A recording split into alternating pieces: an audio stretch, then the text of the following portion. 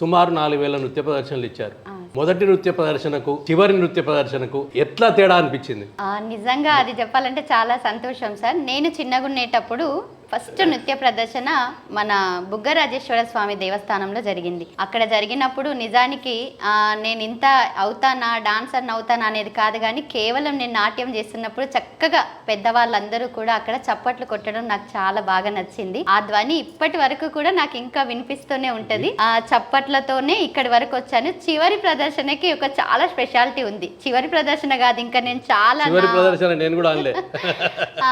నా ప్రాణం ఉన్నంత వరకు నేను నాట్యం చేయాలని ఆ భగవంతుని కోరుకునే పెద్ద వరం అదొక్కటే.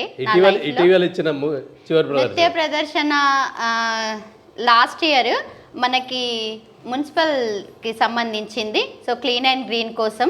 తర్వాత అది చాలా రాష్ట్రాల నృత్య ప్రదర్శనలని అన్నీ కూడా ఒక దగ్గరికి తీసుకొచ్చి దాంట్లో నేను కథక్ చేయడం జరిగింది. చాలా హ్యాపీగా అనిపించింది.